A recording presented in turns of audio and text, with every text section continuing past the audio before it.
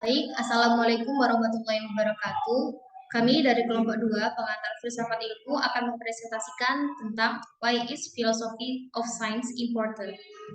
Grup kami terdiri dari dua member, yakni saya sendiri, Suci Karomah, dan Kamila Tunima Zuria. Next slide. Pada presentasi kali ini, kami akan membahas beberapa poin dari chapter 2, yakni sebagai berikut. Yang pertama, yakni what is philosophy. The next is how is philosophy and science related. The next is scientific questions. And four is modern science has implications for philosophy. The next one is the cultural significance of science. And the last one is why is science the only feature of Western culture universally adopted. Next slide. Sebelum itu, kita harus mengetahui dahulu apa itu filosofi. Filosofi atau filsafat adalah studi tentang sifat dasar pengetahuan, realitas, dan keberadaan, terutama bila dianggap sebagai disiplin akademis. Sedangkan filsafat ilmu adalah cabang filsafat yang berkaitan dengan dasar metode dan implikasi ilmu pengetahuan. Next slide. Berikutnya ada how is philosophy and science related? Filsafat itu menjelaskan, memeriksa, dan menafsirkan makna secara penuh dari pencapaian ilmiah dengan tujuan untuk memecahkan teka-teki alam semesta secara keseluruhan untuk menemukan kunci misteri dari alam semesta. Baik, next slide. Berikutnya ada scientific questions.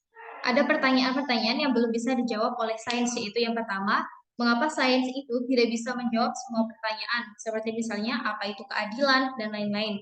Yang kedua, mengapa sains itu belum bisa menjawab pertanyaan pertama, tentang apa batasan sains, bagaimana cara kerjanya, gimana penerapannya, dan yang lain-lain. Para filsuf dan ilmuwan telah lama menentang pemberian kedudukan yang setara dengan cara non-ilmiah dalam pembentukan kepercayaan. Mereka berusaha untuk menstigmasi astrologi, telekinesis, atau kemampuan untuk memanipulasi benda melalui kekuatan pikiran. Contohnya yaitu seperti membengkokkan sendok, melayangkan diri di udara tanpa adanya penyangga di bawah, atau pseudoscience. Pseudoscience sendiri itu adalah ilmu pengetahuan yang rumusan atau klaimnya terkesan masuk akal tetapi tidak dapat diuji kebenarannya. Contohnya itu seperti astrologi, ilmu tentang UFO atau alien, santet, dan yang lain-lain. Di Amerika Serikat, sebuah aliansi dibentuk pada tahun 1990-an. Mereka berargumen bahwa ada beberapa zat terapeutik yang hanya berfungsi jika dokter atau pasien tersebut percaya dengan keefektifan obat tersebut. Contohnya itu adalah penggunaan placebo.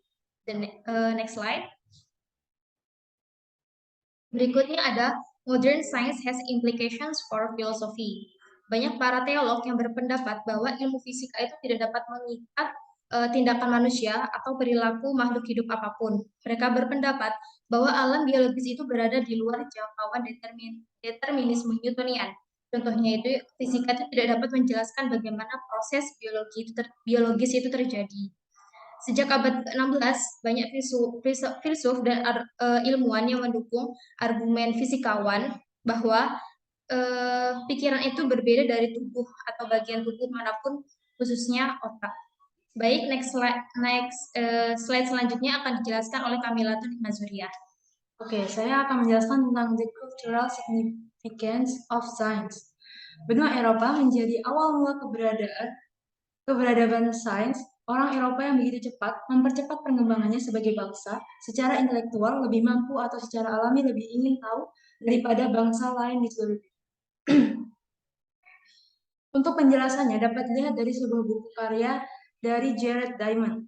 Diamond Marshall memiliki banyak bukti untuk menunjukkan bahwa Eropa Barat tidak menjadi kekuatan dominan di dunia karena keunggulan institusi, budaya, dan keberadabannya, apalagi perbedaan individu antara masyarakat Barat dan non-Barat.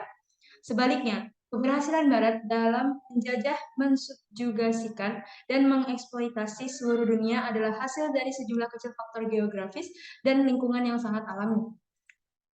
Contoh maksud dari Diamond adalah dalam sektor pertanian. Dengan budaya pertanian yang datang, barang-barang yang dapat disimpan dan kebutuhan untuk pencatatan dan dimulai secara mandiri di Mesoamerika sekitar 1000 tahun kemudian dari penyebab yang sama. domestikasi tanaman yang dapat disimpan, dan kebutuhan selanjutnya untuk pencatatan. Produktivitas pertanian ditingkatkan dengan domestikasi hewan traksi atau menarik. Next slide. Yaitu why is science the only future of Western culture universally adopted? Mengapa sains satu-satunya ciri budaya Barat diadopsi secara universal? Begitu sains tersedia, individu dan masyarakat dimanapun akan mencari jenis pengetahuan objektif tentang realitas dan yang disediakan sains murni di Barat. Jadi, individu dan kelompok dimanapun akan mengadopsi metode sains.